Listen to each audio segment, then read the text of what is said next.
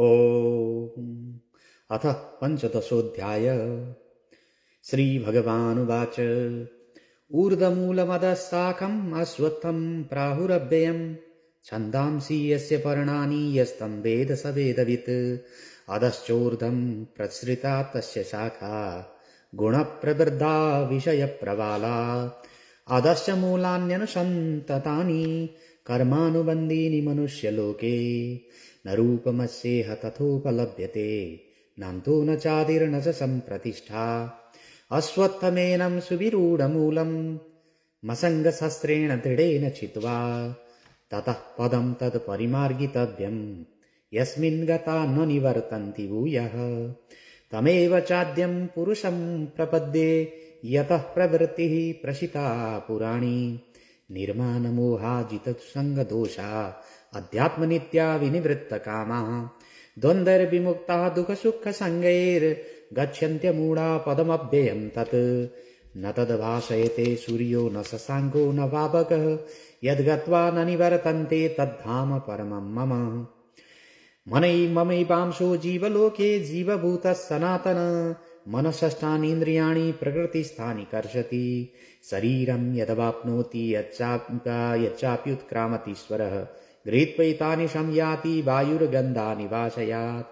श्रोत्रं चक्षुस्पर्शनं च रसनं घ्राणमेव च अधिष्ठाय मनश्चायं विषयानुपसेवते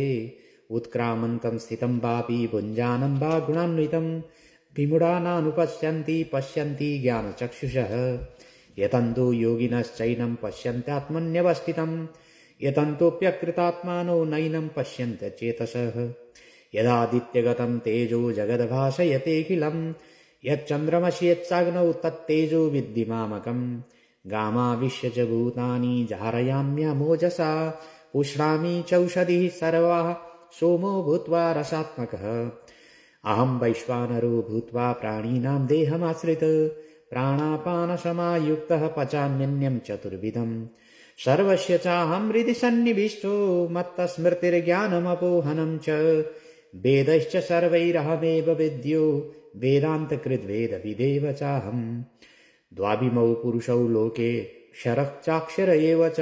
क्षरः सर्वाणि भूतानि कुटस्थोऽक्षर उच्यते उत्तमः पुरुषस्त्वन्य परमात्मेत्युदारित यो लोकत्रयमाविश्य विवर्त्य व्ययीश्वरः यस्माक्षरमतीतोऽहम् अक्षरादपि चोत्तमः अतोऽस्मि लोके वेदे च प्रथितः पुरुषोत्तमः यो मामेवमसम्मूढो जानाति पुरुषोत्तमं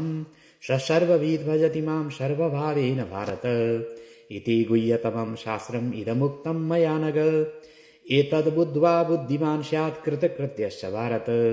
ॐ तत्सदिति श्रीमद्भगवद्गीतासु उपनिषत्सु ब्रह्मविद्यायां योगशास्त्रे